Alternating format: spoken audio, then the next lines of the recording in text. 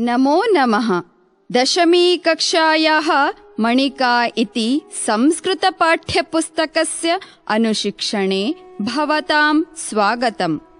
अद्य वयं दशमपाठस्य प्रथमं भागं पठामः। पाठस्य नाम अस्ति सुस्वागतं भो अरुणाचलेऽस्मिन् इति। आदौ पाठशीर्षकस्य पदपरिचयं शब्दार्थाञ्च पश्यामः। सुस्वागतम् इत्यत्र सुस्वागतम् इति विग्रहः अस्ति। सु इति उपसर्गः वर्तते, सम्यक् रूपेण इत्यर्थं बोधयति। स्वागतम् इत्यत्र स्वागत इति अकारान्त नपुंसकलिङ्गशब्दस्य प्रथमा विभक्तिः एकवचनम् अस्ति, अर्थात् अभिनन्दनम् अथवा शुभागमनम् इति। भो इति सम्बोधनपदम् अस्ति, अर्थात् अहो छात्राः इति। अरुणाचले इत्यत्र अरुणाचल इति अकारान्त पुल्लिङ्गशब्दस्य सप्तमी विभक्तिः एकवचनम् अस्ति, अर्थात् अरुणाचल नामके प्रदेशे इति। अस्मिन् इत्यत्र इदम् इति मकारान्त सर्वनाम पुल्लिङ्गशब्दस्य सप्तमी विभक्तिः एकवचनम् अस्ति, अर्थात् एतस्मिन् अरुणाचल प्रदेशे इति। इदानीम् अवबोधनशैली माध्यमेन अर्थं जानीमः। सुस्वागतम् अर्थात् शुभागमनम्। किम् अस्ति? स्वागतम् अस्ति। केषां स्वागतम् अस्ति? छात्राणां स्वागतम् अस्ति। छात्राणां स्वागतं कुत्र अस्ति? छात्राणां स्वागतम् अरुणाचलप्रदेशे अस्ति। अधुना वयं पाठस्य संवादं पठामः। संवादः। अरुणाचलप्रदेशस्य एकस्मिन् विद्यालये अद्य उत्सवस्य वातावरणम्। सुसज्जिते प्रवेशद्वारे सुन्दरैः अक्षरैः लिखितं स्वागतं कुर्मः। तदैव छात्राणाम् एकः दलः तत्र प्रविशति। तेषां स्वागताय प्रवेशद्वारम् उभयतः स्थितः बालसमूहः मधुरस्वरेण गायति। यः सप्तराज्येषु विभासमाना तरङ्गिणी यत्र चलोहिताख्या ईटा हि यस्यास्ति पुरी प्रधाना सुस्वागतं भो अरुणाचलेऽस्मिन्। तदैव विद्यालयस्य प्रधानाचार्यः तत्र आगच्छति। अस्मिन् मनोरमे अरुणाचलप्रदेशे भवतां सर्वेषां हार्दिकं स्वागतम्। अनुगृहीताः वयम् अस्य मनोहरप्रदेशस्य विषये ज्ञातुं समुत्सुकाः स्मः। जानामि, एतदर्थमेव सभागारे अस्य प्रदेशस्य मान्यः पर्यटनाधिकारी युष्मान् प्रतीक्षते। आगम्यताम्, तत्र एव चलामः। दशमः पाठः। सुस्वागतं भो अरुणाचलेऽस्मिन्। विद्यालयस्य सभागारः। मञ्चे विद्यालयस्य प्रधानाचार्यः, प्रदेशस्य पर्यटनाधिकारी, केचित् अध्यापकाः उपविष्टाः सन्ति। ध्वनिविस्तारकयन्त्रस्य समीपम् आगत्य, प्रियछात्राः, अभिनन्दनं भवताम् अस्मिन् प्रदेशे। प्रसीदामि यत् भवन्तः अस्य रम्यस्य प्रदेशस्य विषये ज्ञातुम् अति उत्सुकाः। एतदर्थं स्थलानां दर्शनाय प्रबन्धः अपि वर्तते, परन्तु सम्प्रति प्रश्नोत्तरमाध्यमेन भवतां जिज्ञासां शमयितुम् इच्छामि। प्रथमं तु अहम् एव एकं प्रश्नं पृच्छामि। अस्य प्रदेशस्य नाम अरुणाचलः कथं जातम्? अनुमीयताम्। अहं चिन्तयामि यत् अरुणः तु सूर्यस्य पर्यायः। अस्य प्रकाशः सर्वप्रथमम् इमं प्रदेशं स्पृशति, अतः अरुणस्य प्रदेशः अरुणाचलः। शोभनम्, उचितम् उक्तम्। हिमाद्रितुङ्गशृङ्गैः सुशोभिता सूर्योदयभूमिः इयम्, अतः अरुणाचलः। अस्मिन् प्रदेशे 50 नद्यः प्रवहन्ति। विपुला च अत्र वनसम्पदा। वनौषधीनां तु अयं स्रोतः एव। पुष्पाणां समृद्धिः सुगन्धिः च मनोहरः। सर्वत्र हरितिमा। शुद्धपर्यावरणेन युक्तस्य अस्य प्रदेशस्य केवलं प्रकृतिः एव न, विविधा मनोहरा च प्रत्युत संस्कृतिः अपि। एवम् अस्य प्रदेशस्य राजधानी का? ईटानगरम् अस्य प्रदेशस्य राजधानी। महोदय, अत्रत्य जनजातीनां कानि प्रमुखानि आजीविकासाधनानि? कृषिः, शिल्पकला, वनसम्पद चैव एतेषां प्रमुखानि आजीविकासाधनानि। मान्यवर, अस्य प्रदेशस्य प्रमुखाः उत्सवाः के? साधु पृष्टम्। अत्र अनेके प्रमुखोत्सवाः। वाङ्चो जनजातीनां प्रमुखं पर्व ओरिया इति अस्ति। एतत्तु फर्वरी इति मासे मान्यते। अस्मिन् अवसरे कृषिभूमिपूजनं, सेतुनिर्माणं च सामाजिकं कार्यं क्रियते। मोपीन इति अपि कृषिपर्व अस्ति। देवानामपि देवः मोपीन इति कथ्यते। होलीसदृशम् एव पर्व इदम्। जनाः परस्परं मुखे कपोले च शालिचूर्णं लिम्पन्ति। इदम् अप्रैल इति मासे मान्यते। ओणं पर्वसमं साडकेन एकम् अन्यत् पर्व अस्ति। लामा सम्प्रदायस्य लोसर इति प्रमुखं पर्व अपि फर्वरी इति मासे सम्पद्यते। अस्माभिः मिथुन इति विषये अपि किञ्चित् श्रुतम्। किं तत्? मिथुनः गोमहिषसदृशः एकः विशिष्टः राजपशुः अस्ति। वयम् अत्रत्यानाम् ऐतिहासिकस्थलानां विषये ज्ञातुमिच्छामः।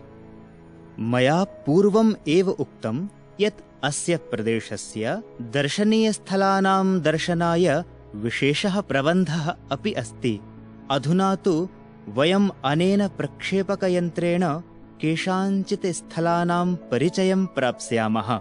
पश्यत एतत् चित्रम्। किमेतत्? कस्यचित् दुर्गस्य चित्रम्? आम्, एतत् दिवाङ्ग उपत्यकामण्डले स्थितं भीष्मकनगरदुर्गम्। अस्य अवशेषाः तु आर्यकलासंस्कृतिसम्पदः परिचायकाः। अधुना इदं चित्रं पश्यत। अहं जानामि इदं स्थानम्। इदं तु तवाङ्ग गोम्पा इति प्रसिद्धः बौद्धमठः। सम्यक् अभिज्ञातम्। मनोहरे सुरम्ये तवाङ्ग इति स्थले राजते अयं बौद्धमठः। 500 बौद्धभिक्षूणां निवासयोग्या स्थली इयम्। लोहितजनपदे अपि अनेक बौद्धविहाराः सन्ति। मान्यवर, मया अस्य प्रदेशस्य परशुरामकुण्डम् इति दर्शनीयस्थलविषये अपि पठितम्। किमिदम्? आम्, एतत् कुण्डं तु लोहितनद्याः किञ्चित् दूरे अस्ति। पूर्वम् इदं ब्रह्मकुण्डम् आसीत्। इदं लोहितनद्याः उद्गमस्थलम् इति मन्यते। अत्र अनेकानि अन्यानि दर्शनीयानि स्थलानि अपि सन्ति। अस्माकं पर्यटनविभागेन प्रकाशितां केषाञ्चित् प्रसिद्धस्थलानां सूचीं पठित्वा ज्ञायताम्। इमानि पर्यटनस्थलानि। पर्यटनस्थलम्: स्थानम्: मालिनीथानमन्दिरम्, पश्चिमी सियांग् मण्डलम्, भालुकपोङ्ग उपक्षेत्रम्, पूर्वकामेङ्गमण्डलम्, ईटानगरदुर्गम्, ईटानगरम्, आकाशी गङ्गा, आलोङ्गे मार्गः, चोरतेनस्तूपः, जिमिथाङ्गगोलकम्, विजयनगरस्तूपः, मियावगोलकम्, ताम्रेश्वरी मन्दिरम्, लोहितमण्डलम्, शिवलिङ्गगुहा, सुम्बसिरीमण्डलम्। अभयारण्यानि: ईटानगर वन्यजीव उद्यानम्, पखुई वन्यजीव उद्यानम्, इरिंग स्मारक वन्यजीव उद्यानम्, ईगल नेस्ट वन्यजीव उद्यानम्, नामदफा राष्ट्रिय उद्यानम्। अधुना तु वयम् एतानि स्थलानि द्रष्टुम् उत्सुकाः स्मः। शोभनम्। एतेषां दर्शनाय सम्पूर्णा व्यवस्था वर्तते। कार्यक्रमस्तु सुनिश्चितः। जलपानाद् अनन्तरं गमिष्यामः। अधुना वयं पाठस्य शब्दार्थान् भावं च अवगच्छामः। विद्यालयस्य सभागारः। मञ्चे विद्यालयस्य प्रधानाचार्यः, प्रदेशस्य पर्यटनाधिकारी, केचित् अध्यापकाः च उपविष्टाः सन्ति। अधुना पदपरिचयं शब्दार्थान् च पश्यामः। विद्यालयस्य इत्यत्र विद्यालय इति अकारान्त पुल्लिङ्गशब्दस्य षष्ठी विभक्तिः एकवचनम् अस्ति, अर्थात् पाठशालायाः इति। सभागारः इत्यत्र सभागार इति अकारान्त पुल्लिङ्गशब्दस्य प्रथमा विभक्तिः एकवचनम् अस्ति, अर्थात् सभागृहम् इति। मञ्चे इत्यत्र मञ्च इति अकारान्त पुल्लिङ्गशब्दस्य सप्तमी विभक्तिः एकवचनम् अस्ति, अर्थात् मञ्चस्य उपरि इति। प्रधानाचार्यः इत्यत्र प्रधानाचार्य इति अकारान्त पुल्लिङ्गशब्दस्य प्रथमा विभक्तिः एकवचनम् अस्ति, अर्थात् मुख्य अध्यापकः इति। पर्यटनाधिकारी इत्यत्र पर्यटनाधिकारिन् इति नकारान्त पुल्लिङ्गशब्दस्य प्रथमा विभक्तिः एकवचनम् अस्ति, अर्थात् पर्यटनविभागस्य अधिकारी इति। केचित् इति अव्ययपदम् अस्ति, अर्थात् केचन अध्यापकाः। उपविष्टाः इत्यत्र उपसर्गः विश् धातुः क्त प्रत्ययः पुल्लिङ्गशब्दः प्रथमा विभक्तिः बहुवचनं च वर्तते, अर्थात् आसीनाः इति। सन्ति इति अस् धातुः लट् लकारः प्रथमपुरुषः बहुवचनम् अस्ति, अर्थात् वर्तन्ते इति। इदानीम् अवबोधनशैली माध्यमेन अर्थं जानीमः। उपविष्टाः सन्ति अर्थात् आसीनाः सन्ति। के उपविष्टाः सन्ति? विद्यालयस्य प्रधानाचार्यः, प्रदेशस्य पर्यटनाधिकारी, केचित् अध्यापकाः च उपविष्टाः सन्ति। विद्यालयस्य प्रधानाचार्यः, प्रदेशस्य पर्यटनाधिकारी, केचित् अध्यापकाः च कुत्र उपविष्टाः सन्ति? विद्यालयस्य प्रधानाचार्यः, प्रदेशस्य पर्यटनाधिकारी, केचित् अध्यापकाः च मञ्चे उपविष्टाः सन्ति। मञ्चः कुत्र अस्ति? मञ्चः विद्यालयस्य सभागारे अस्ति। अधुना अग्रिमं वाक्यं पश्यामः। पर्यटनाधिकारी वदति, ध्वनिविस्तारकयन्त्रस्य समीपम् आगत्य, प्रियछात्राः, अभिनन्दनं भवताम् अस्मिन् प्रदेशे। अधुना पदपरिचयं शब्दार्थान् च पश्यामः। ध्वनिविस्तारकयन्त्रस्य इत्यत्र ध्वनिविस्तारकयन्त्र इति अकारान्त नपुंसकलिङ्गशब्दस्य षष्ठी विभक्तिः एकवचनम् अस्ति, अर्थात् मैक् इति यन्त्रस्य।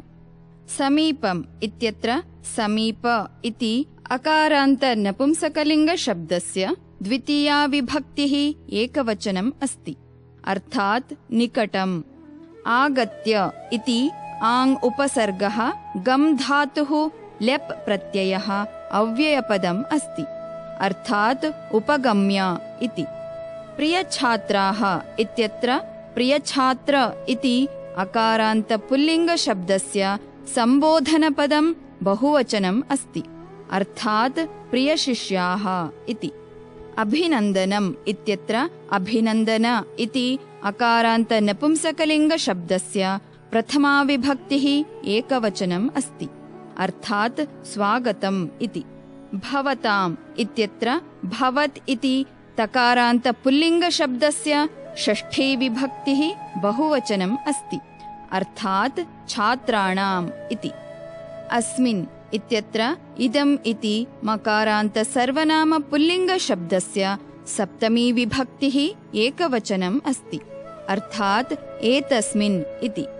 प्रदेशे इत्यत्र प्रदेश इति अकारान्तपुल्लिङ्गशब्दस्य सप्तमी विभक्तिः एकवचनं वर्तते, अर्थात् राज्ये अथवा अरुणाचलप्रदेशे।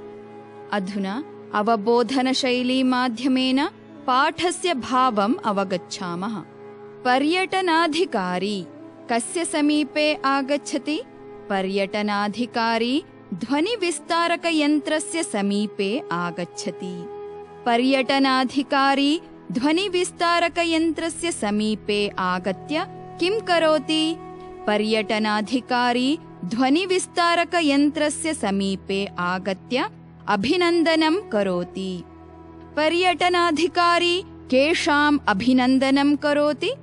पर्यटनाधिकारी छात्राणाम् अभिनन्दनं करोति। पर्यटनाधिकारी छात्राणाम् अभिनन्दनं कुत्र करोति? पर्यटनाधिकारी छात्राणाम् अभिनन्दनं अरुणाचलप्रदेशे एकस्मिन् विद्यालये करोति। पर्यटनाधिकारी छात्राणाम् अभिनन्दनं अरुणाचलप्रदेशे कस्य समीपम् आगत्य करोति? पर्यटनाधिकारी छात्राणाम् अभिनन्दनं अरुणाचलप्रदेशे ध्वनिविस्तारकयन्त्रस्य समीपम् आगत्य करोति। अधुना अग्रिमं वाक्यं पश्यामः। प्रसीदामि यत् भवन्तः अस्य रम्यस्य प्रदेशस्य विषये ज्ञातुम् अति उत्सुकाः सन्ति। एतदर्थं स्थलानां दर्शनाय प्रबन्धः अपि वर्तते। अधुना पदपरिचयं शब्दार्थान् च पश्यामः। प्रसीदामि इत्यत्र प्र उपसर्गः सीद् धातुः लट् लकारः उत्तमपुरुषः एकवचनम् अस्ति, अर्थात् प्रसन्नः भवामि इति। रम्यस्य इत्यत्र रम्य इति अकारान्तविशेषणपुल्लिङ्गशब्दस्य षष्ठी विभक्तिः एकवचनम् अस्ति, अर्थात् रमणीयस्य इति। प्रदेशस्य इत्यत्र प्रदेश इति अकारान्तपुल्लिङ्गशब्दस्य षष्ठी विभक्तिः एकवचनम् अस्ति, अर्थात् राज्यस्य इति। विषये इत्यत्र विषय इति अकारान्तपुल्लिङ्गशब्दस्य सप्तमी विभक्तिः एकवचनम् अस्ति, अर्थात् सम्बन्धे अथवा सन्दर्भे। ज्ञातुम् इति ज्ञाधातुः तुमुन् प्रत्ययः अव्ययपदं वर्तते, अर्थात् अवगन्तुम् इति। उत्सुकाः इत्यत्र उत्सुक इति अकारान्तपुल्लिङ्गविशेषणशब्दस्य प्रथमा विभक्तिः बहुवचनं वर्तते, अर्थात् ज्ञातुम् उत्साहिताः इति।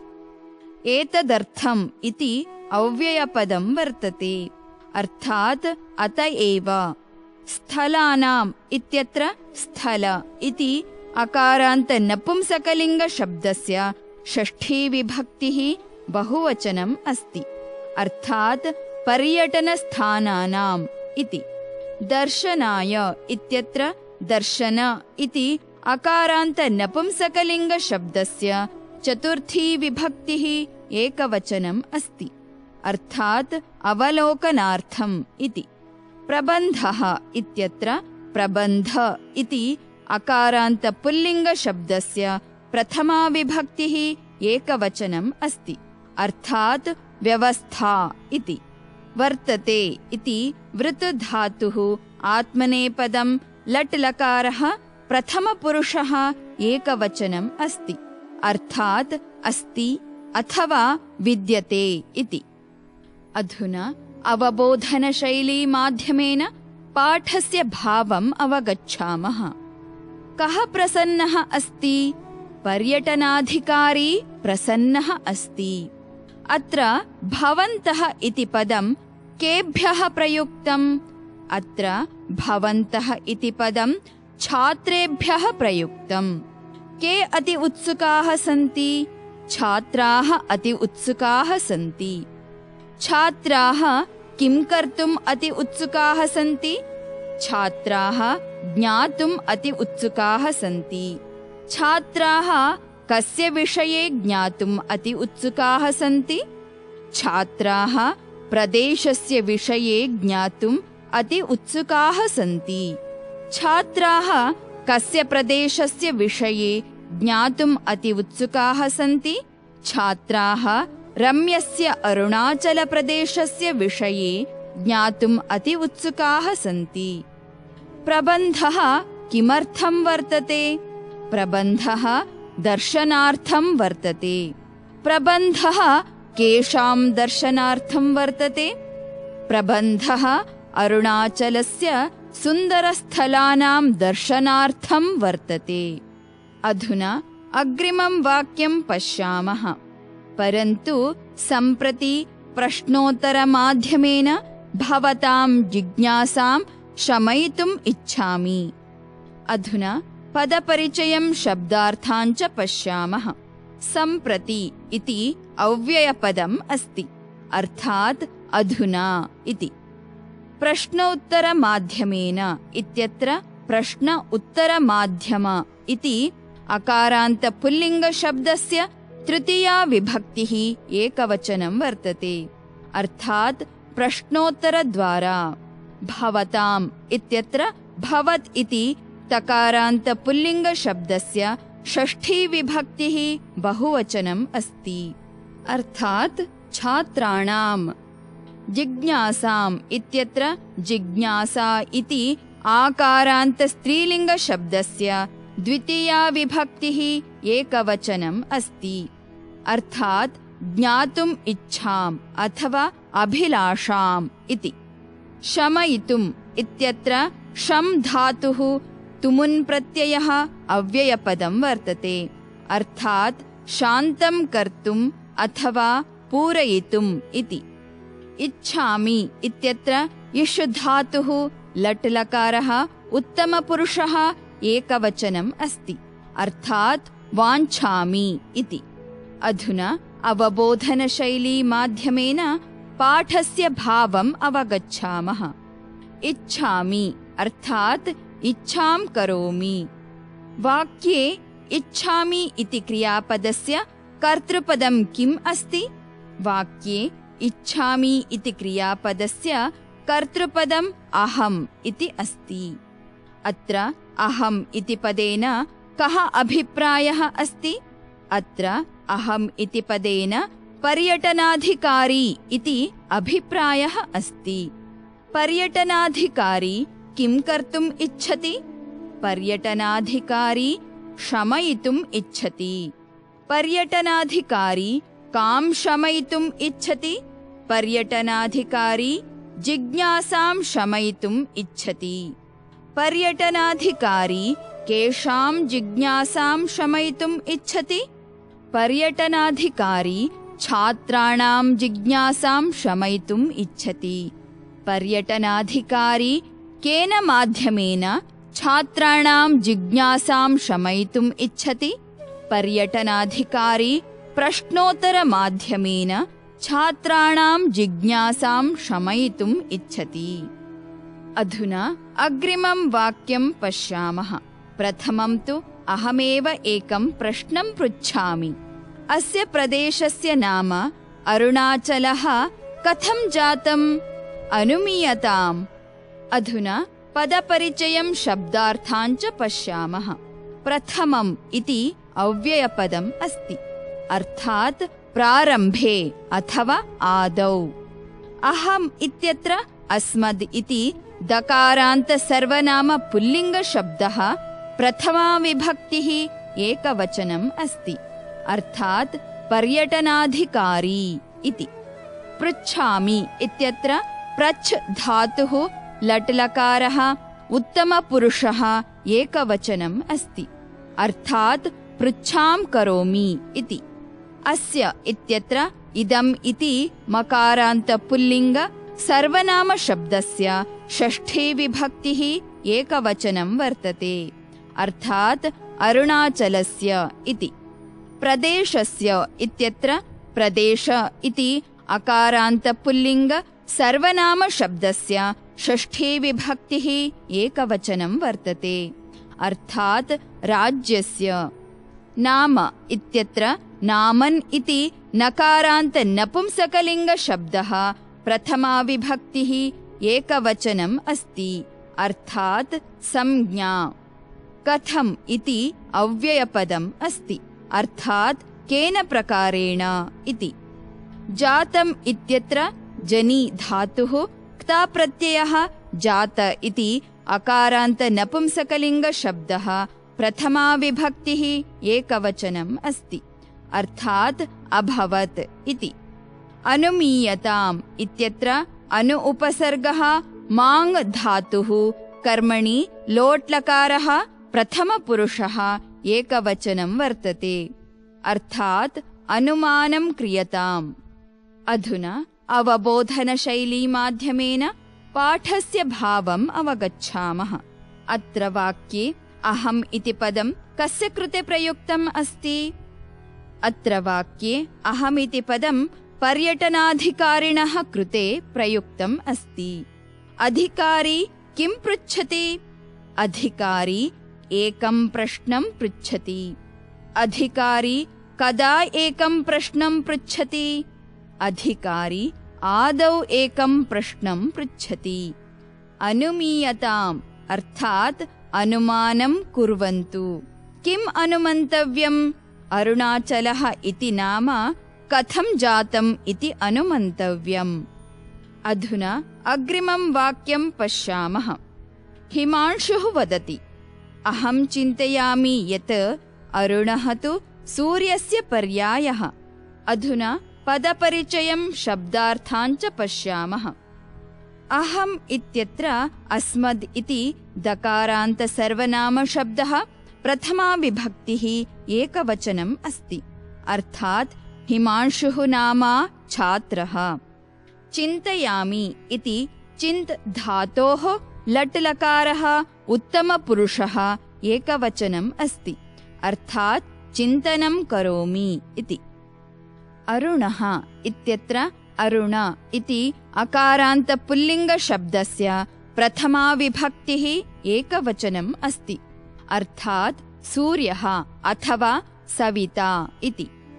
सूर्यस्य इत्यत्र सूर्य इति अकारान्तपुल्लिङ्गशब्दस्य षष्ठीविभक्तिः एकवचनम् अस्ति, अर्थात् भास्करस्य इति। पर्यायः इत्यत्र पर्याय इति अकारान्तपुल्लिङ्गशब्दस्य प्रथमाविभक्तिः एकवचनम् अस्ति, अर्थात् समानार्थकः शब्दः अथवा अन्या संज्ञा इति। अधुना अवबोधनशैली माध्यमेन पाठस्य भावम् अवगच्छामः। वाक्ये चिन्तयामि इति क्रियापदस्य कर्तृपदं किम् अस्ति? वाक्ये चिन्तयामि इति क्रियापदस्य कर्तृपदम् अहम् इति अस्ति। अत्र अहम् इति सर्वनामपदं कस्य कृते प्रयुक्तम् अस्ति? अत्र अहम् इति सर्वनामपदं हिमांशोः कृते प्रयुक्तम् अस्ति। हिमांशुः किं चिन्तयति? हिमांशुः चिन्तयति यत् अरुणः तु सूर्यस्य पर्यायः अस्ति। सूर्यस्य पर्यायः कः अस्ति? सूर्यस्य पर्यायः अरुणः अस्ति। अधुना अग्रिमं वाक्यं पश्यामः। अस्य प्रकाशः सर्वप्रथमम् इमं प्रदेशं स्पृशति, अतः अरुणस्य प्रदेशः अरुणाचलः। अधुना पदपरिचयं शब्दार्थाञ्च पश्यामः।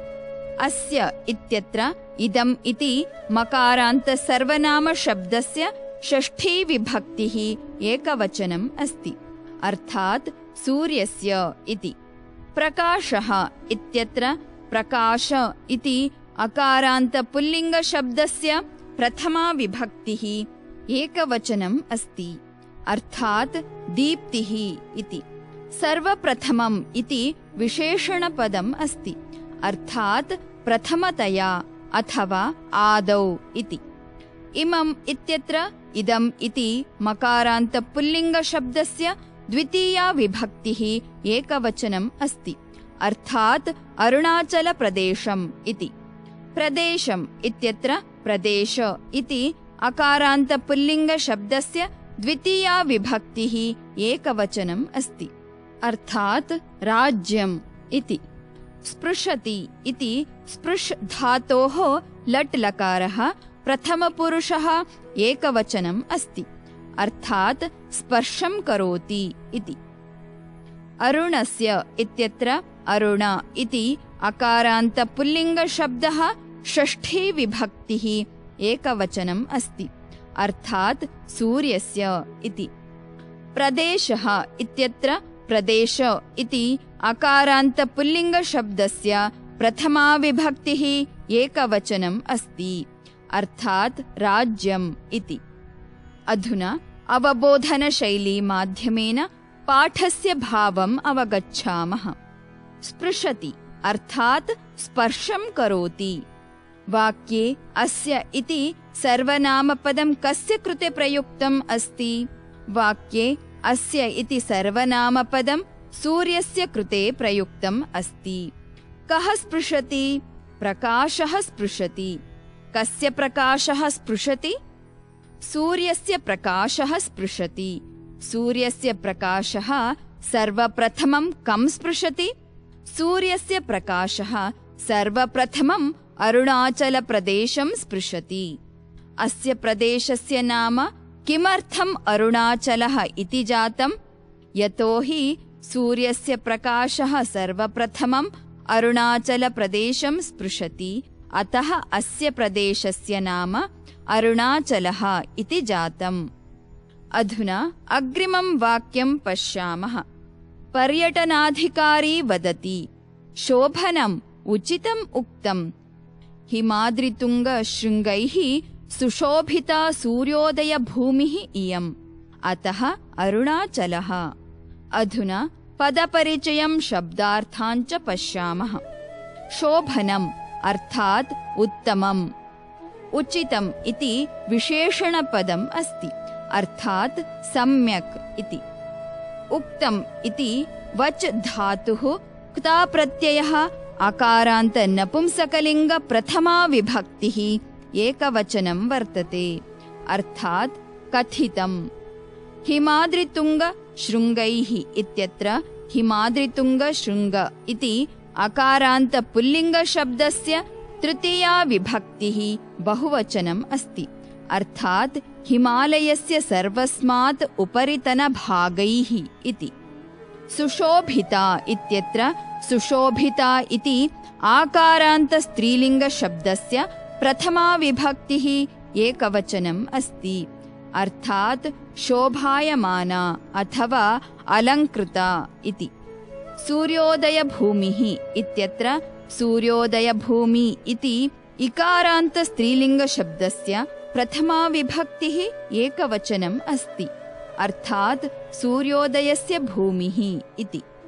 इयम् इत्यत्र इदम् इति मकारान्त सर्वनाम स्त्रीलिङ्गशब्दस्य प्रथमा विभक्तिः एकवचनम् अस्ति, अर्थात् एषा भूमिः इति।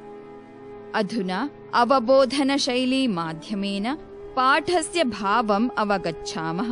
उचितम् उक्तम् इति वाक्येन कः अभिप्रायः अस्ति? उचितम् उक्तम् इति वाक्येन अभिप्रायः अस्ति यत् हिमांशुः सम्यक् शोभनं च उक्तवान्। हिमांशुः सम्यक् शोभनं च उक्तवान् इति कः वदति? हिमांशुः सम्यक् शोभनं च उक्तवान् इति पर्यटनाधिकारी वदति। पर्यटनाधिकारी अन्यत् किं वदति? पर्यटनाधिकारी अन्यत् वदति यत् अरुणाचलः सूर्योदयभूमिः अस्ति।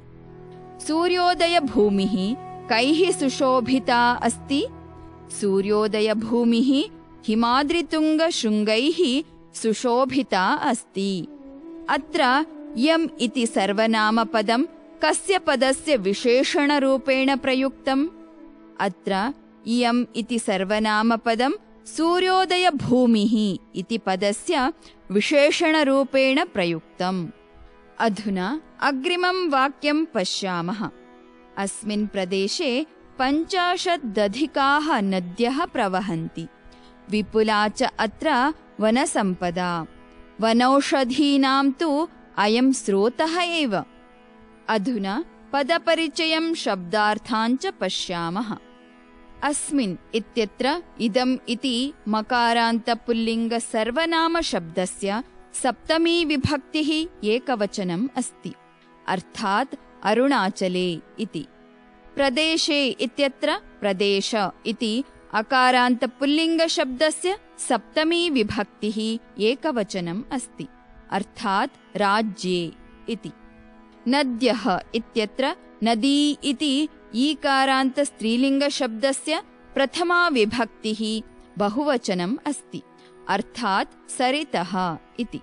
प्रवहन्ति इत्यत्र प्र उपसर्गः वह् धातुः लट्लकारः प्रथमपुरुषः बहुवचनम् अस्ति, अर्थात् प्रवहमानाः भवन्ति इति।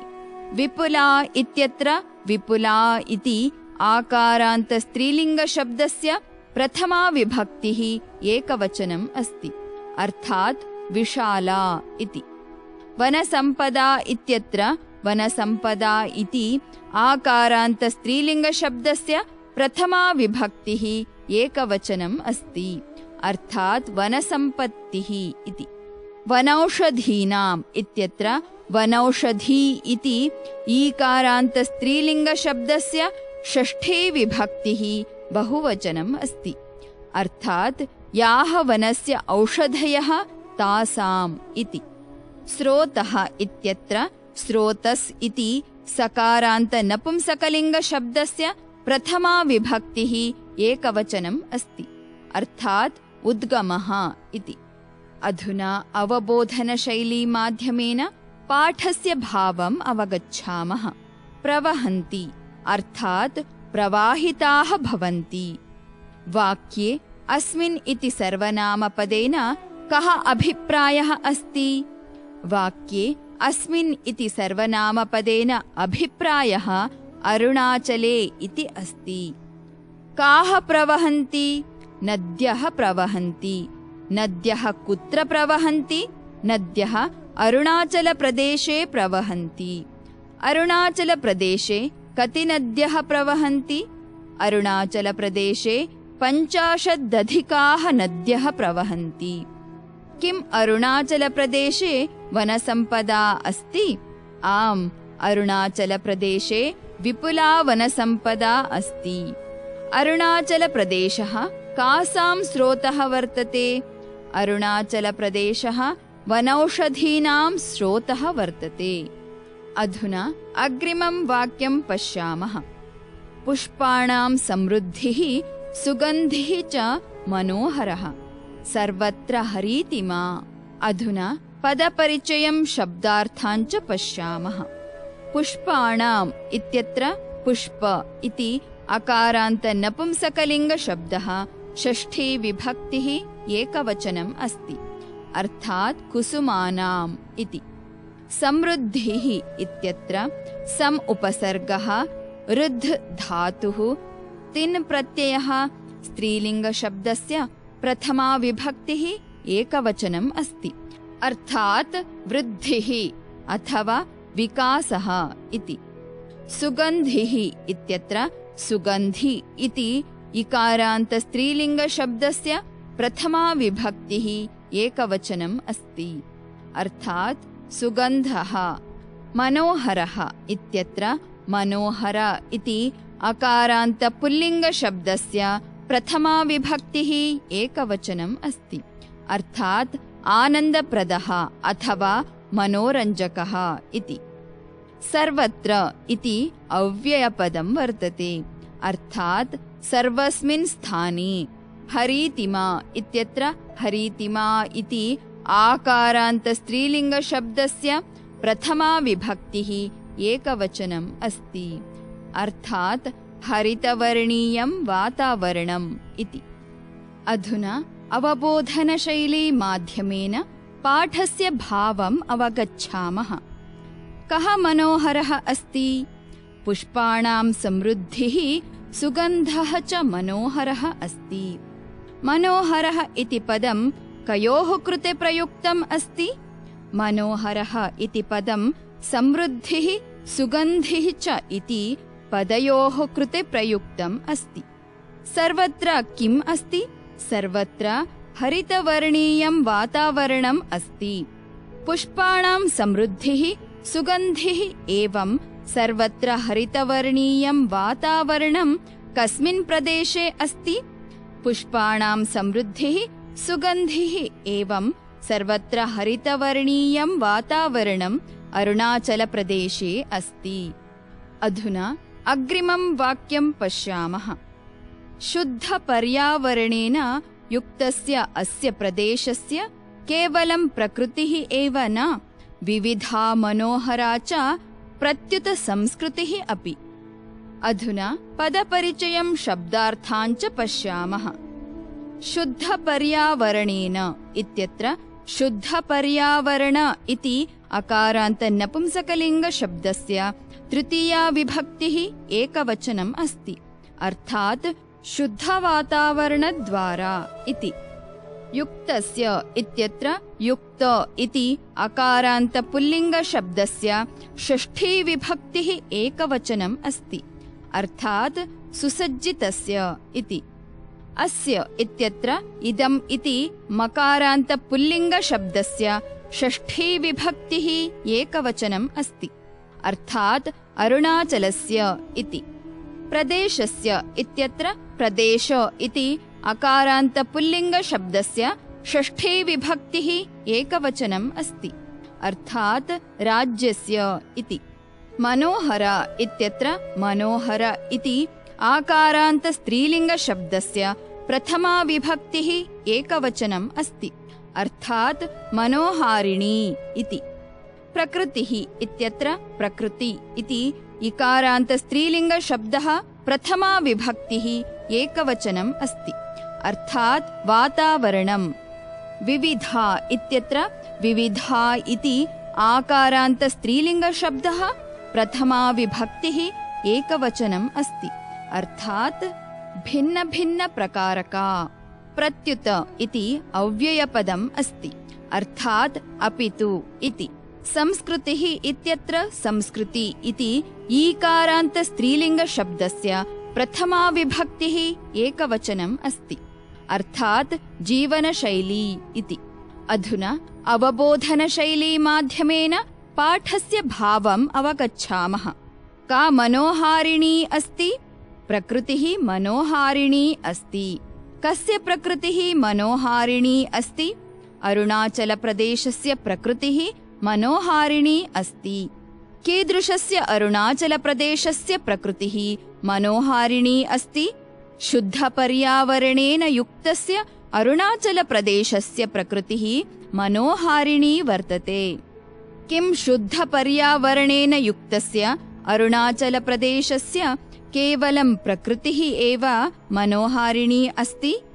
नैव। शुद्धपर्यावरणेन युक्तस्य अरुणाचलप्रदेशस्य केवलं प्रकृतिः एव न मनोहारिणी, अपितु अस्य संस्कृतिः अपि मनोहरा अस्ति।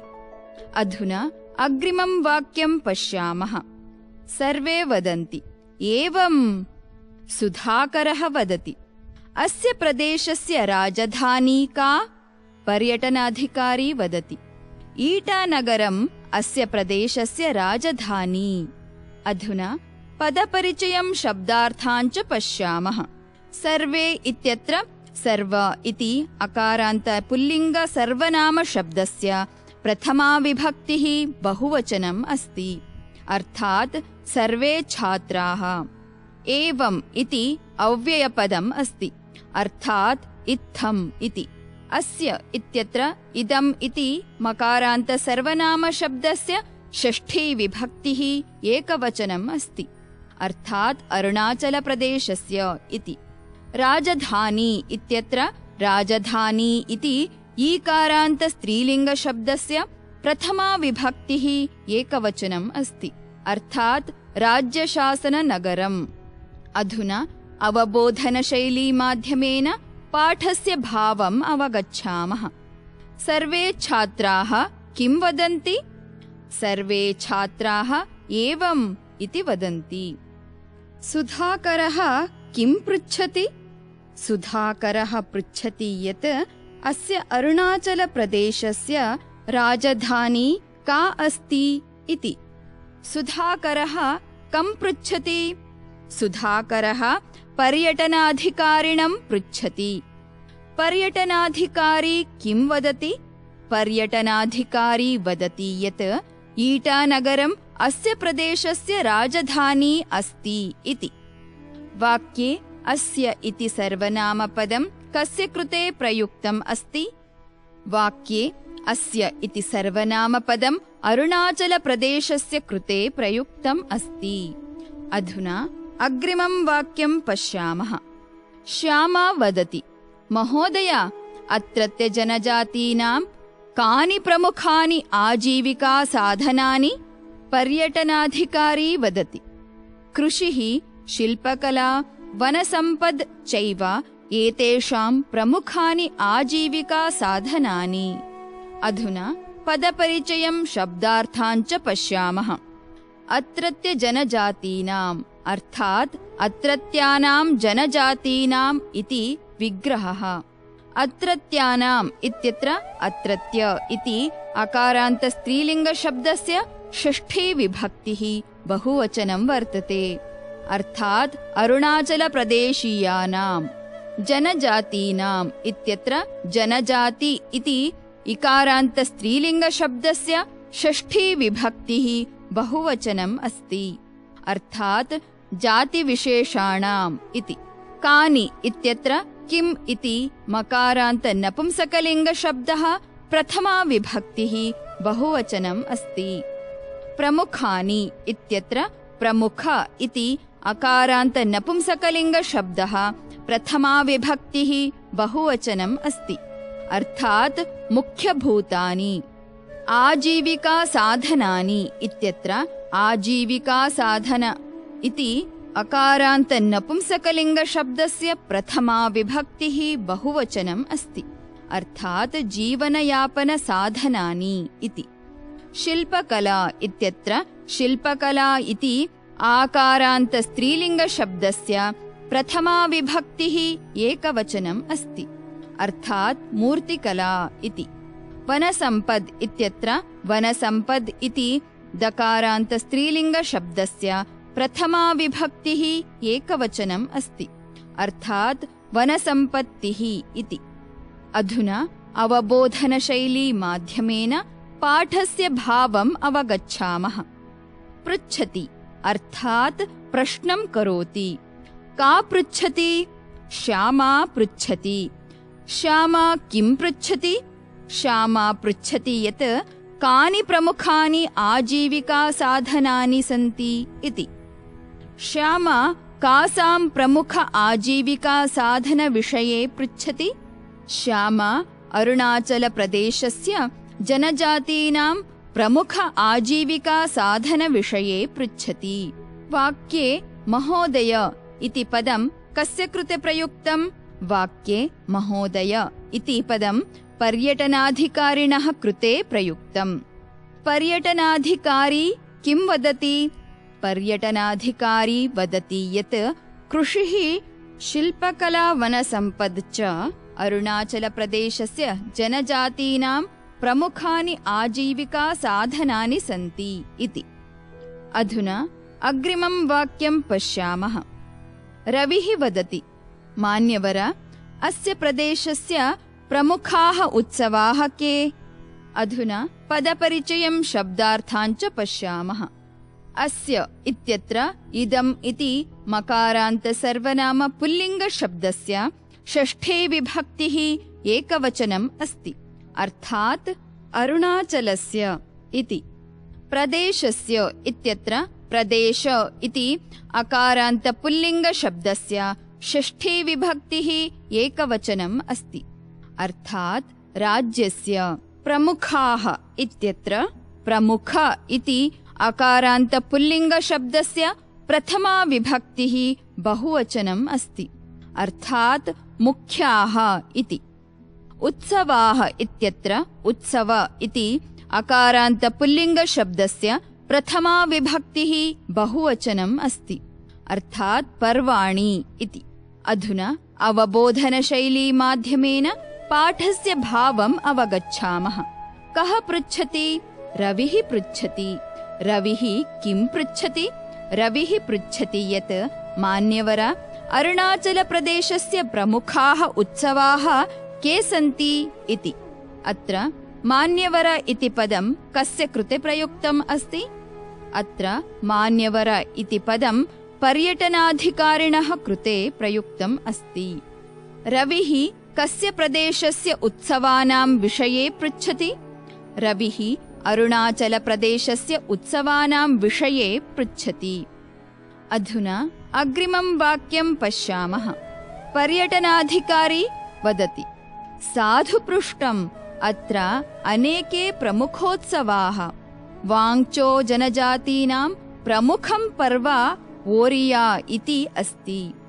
एतत्तु फरवरी मासे इति मान्यते। अधुना पदपरिचयं शब्दार्थाञ्च पश्यामः। साधु इत्यत्र साधु इति उकारान्त नपुंसकलिङ्ग क्रियाविशेषणं वर्तते, अर्थात् सम्यक् अथवा समीचीनम् इति।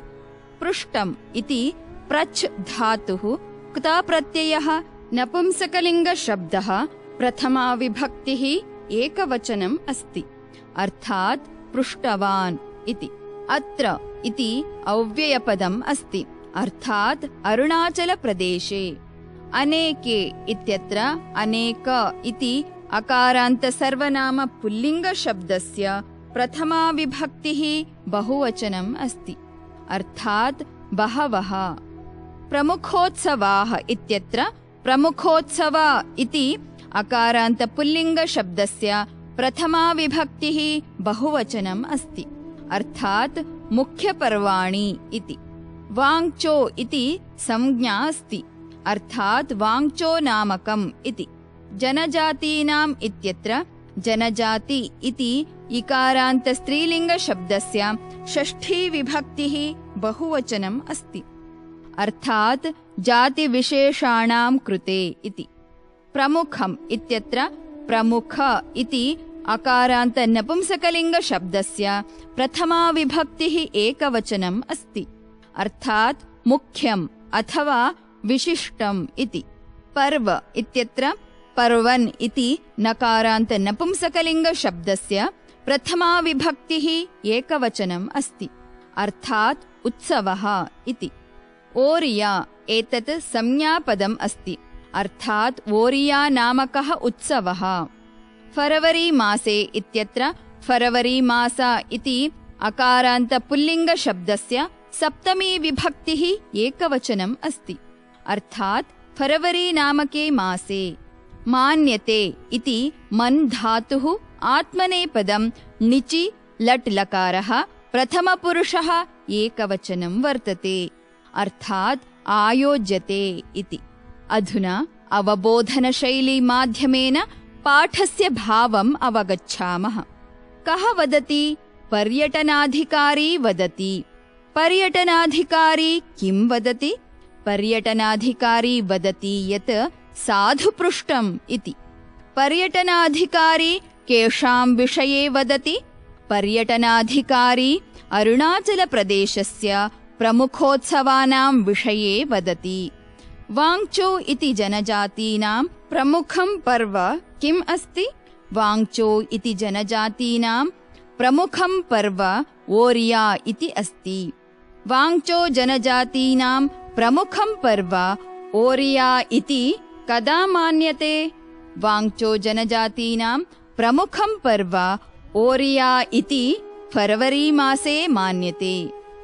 वाक्ये एतत् इति सर्वनामपदं कस्य कृते प्रयुक्तम् अस्ति? वाक्ये एतत् इति सर्वनामपदं ओरिया पर्वणः कृते प्रयुक्तम् अस्ति। अधुना अग्रिमं वाक्यं पश्यामः। अस्मिन् अवसरे कृषिभूमिपूजनं सेतुनिर्माणं च सामाजिकं कार्यं क्रियते। मोपीना इति अपि कृषिपर्व अस्ति। देवानामपि देवः मोपीना इति कथ्यते। अधुना पदपरिचयं शब्दार्थाञ्च पश्यामः। अस्मिन् इत्यत्र इदम् इति मकारान्तपुल्लिङ्गशब्दस्य सप्तमी विभक्तिः एकवचनम् अस्ति, अर्थात् एतस्मिन्। अवसरे इत्यत्र अवसर इति अकारान्तपुल्लिङ्गशब्दस्य सप्तमी विभक्तिः एकवचनम् अस्ति, अर्थात् समये। कृषिभूमिपूजनम् इत्यत्र कृषिभूमिपूजन इति अकारान्तनपुंसकलिङ्गशब्दस्य प्रथमा विभक्तिः एकवचनम् अस्ति, अर्थात् कृषिक्षेत्रस्य पूजनम्। सेतुनिर्माणम् इत्यत्र सेतुनिर्माण इति अकारान्तनपुंसकलिङ्गशब्दस्य प्रथमा विभक्तिः एकवचनम् अस्ति, अर्थात् सेतोः निर्माणम् इति। सामाजिकम् इत्यत्र सामाजिक इति अकारान्तनपुंसकलिङ्गशब्दस्य प्रथमा विभक्तिः एकवचनम् अस्ति, अर्थात् समाजेन सम्बद्धम् इति। कार्यम् इत्यत्र कार्य इति अकारान्तनपुंसकलिङ्गशब्दस्य प्रथमा विभक्तिः एकवचनम् अस्ति, अर्थात् कर्म। क्रियते इति कृ धातोः कर्मणि लट्लकारः प्रथमपुरुषः एकवचनम् अस्ति, अर्थात् विधीयते। कृषिपर्व इत्यत्र कृषिपर्वन् इति नकारान्तनपुंसकलिङ्गशब्दस्य प्रथमा विभक्तिः एकवचनम् अस्ति, अर्थात् कृषिसम्बद्ध उत्सवः इति। देवानाम् इत्यत्र देव इति अकारान्तपुल्लिङ्गशब्दस्य षष्ठी विभक्तिः बहुवचनम् अस्ति, अर्थात् देवतानाम्। देवः इत्यत्र देव इति अकारान्तपुल्लिङ्गशब्दस्य प्रथमा विभक्तिः एकवचनम् अस्ति, अर्थात् ईशः। कथ्यते इत्यत्र कृ धातुः कर्मणि लट्लकारः प्रथमपुरुषः एकवचनम् अस्ति, अर्थात् उच्यते। अधुना अवबोधनशैली माध्यमेन पाठस्य भावम् अवगच्छामः। किं क्रियते? कार्यं क्रियते। कीदृशं कार्यं क्रियते?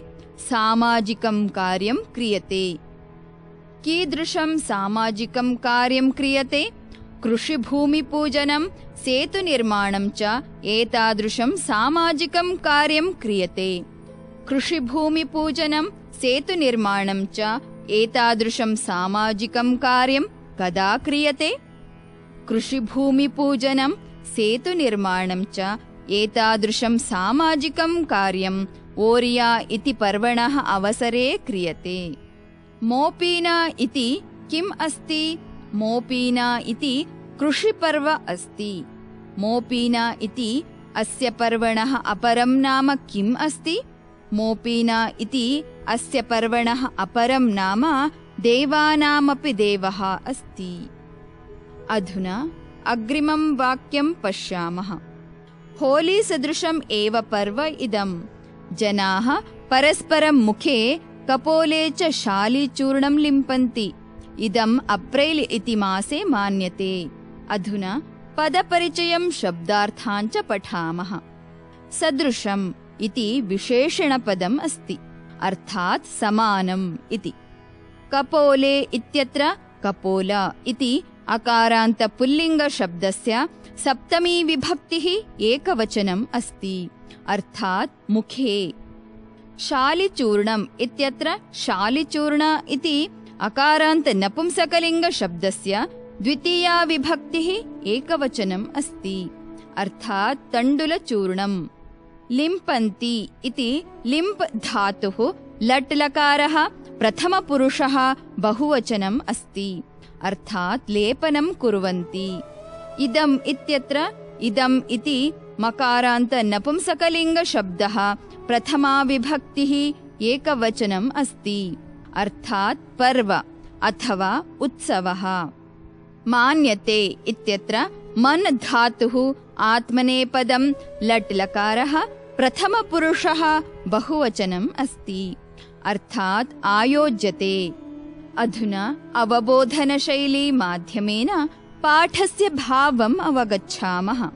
लिम्पन्ति अर्थात् लेपनं कुर्वन्ति। मोपीना इति उत्सवे जनाः किं कुर्वन्ति? मोपीन इति उत्सवे जनाः शालिचूर्णं लिम्पन्ति। मोपीन इति उत्सवे जनाः कुत्र शालिचूर्णं लिम्पन्ति? मोपीन इति उत्सवे जनाः परस्परं मुखे कपोले च शालिचूर्णं लिम्पन्ति। होली सदृशम् एव पर्व किम् अस्ति? होली सदृशम् एव पर्व मोपीन इति अस्ति। होली सदृशम् एव मोपीन पर्व कदा मान्यते? होली सदृशम् एव मोपीन पर्व अप्रैल मासे मान्यते। अधुना अग्रिमं वाक्यं पश्यामः। ओणं पर्व समं साडकेन एकम् अन्यत् पर्व अस्ति। लामा सम्प्रदायस्य लोसर इति प्रमुखं पर्व अपि फरवरी इति मासे सम्पद्यते। अधुना पदपरिचयं शब्दार्थान् च पश्यामः। पर्व इत्यत्र पर्वन् इति नकारान्त नपुंसकलिङ्ग शब्दस्य प्रथमा विभक्तिः एकवचनम् अस्ति, अर्थात् उत्सवः। समम् इति विशेषणपदम् अस्ति, अर्थात् समानम्। अन्यत् इति अव्ययपदम् अस्ति, अर्थात् अपरम्।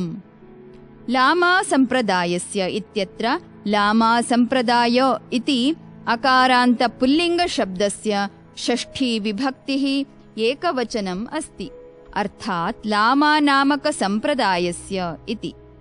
प्रमुखम् इत्यत्र प्रमुख इति अकारान्त नपुंसकलिङ्ग शब्दः प्रथमा विभक्तिः एकवचनम् अस्ति, अर्थात् मुख्यम् अथवा विशिष्टम्। फरवरी मासे इत्यत्र फरवरी मास इति अकारान्त पुल्लिङ्ग शब्दः सप्तमी विभक्तिः एकवचनम् अस्ति, अर्थात् फरवरी नामके मासे। सम्पद्यते इत्यत्र सम् उपसर्गपूर्वकं पद् धातोः कर्मणि लट्लकारः प्रथमपुरुषः एकवचनम् अस्ति, अर्थात् आयोज्यते। अधुना अवबोधनशैली माध्यमेन पाठस्य भावम् अवगच्छामः। ओणम् इति किम् अस्ति? ओणम् इति पर्व अस्ति। ओणम् इति पर्वणः समानम् अन्यत् किं पर्व अस्ति? ओणम् इति पर्वणः समानम् अन्यत् एकं साडकेन इति पर्व अस्ति। लामा सम्प्रदायस्य किं पर्व अस्ति? लामा सम्प्रदायस्य लोसर इति पर्व अस्ति। लामा सम्प्रदायस्य लोसर इति पर्व कीदृशम् अस्ति?